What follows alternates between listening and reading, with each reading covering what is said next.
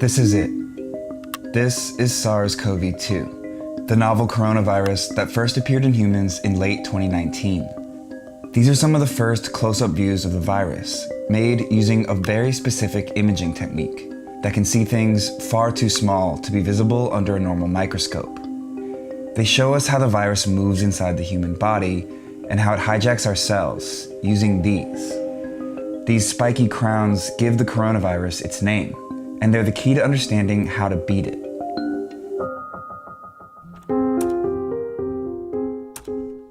To get this right, I needed to bring in two experts. The first is my colleague Liz's dad, Frank.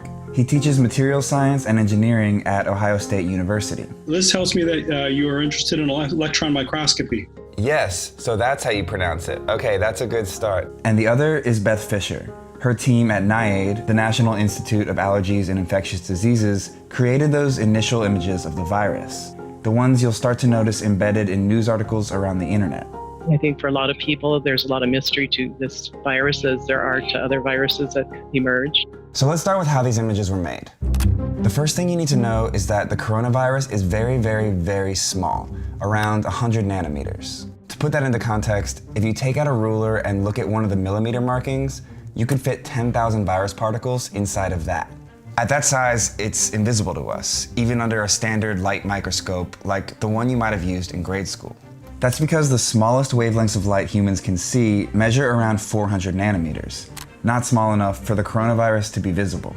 In order to see something that small, you need an electron microscope. How does it actually differ from what we would think of as a microscope?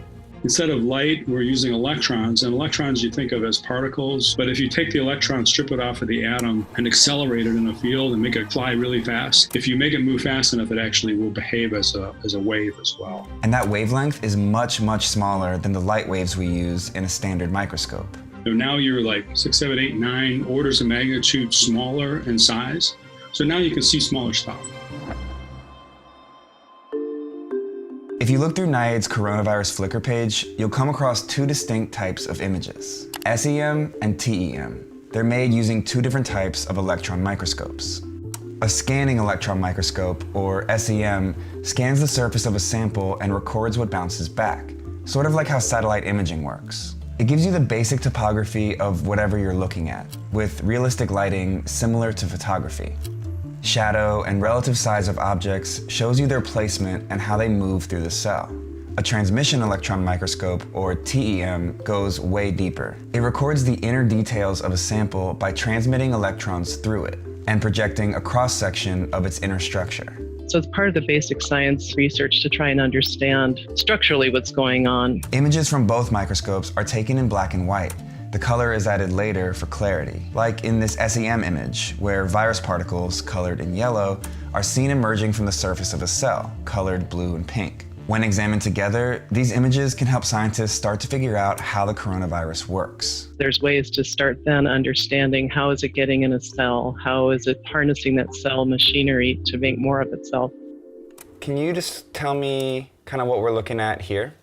So this is a single viral particle, and the yellow you see is the core of the virus itself, and then the corona, where coronaviruses get their name, is sort of that halo around it that's in orange. That corona is the key to understanding how the virus hijacks our cells. The spike proteins that surround the virus attach to a host cell's membrane and then penetrate it. Once it forces its way in, it spreads its RNA around the host cell, multiplies, exits, and repeats, which makes us sick.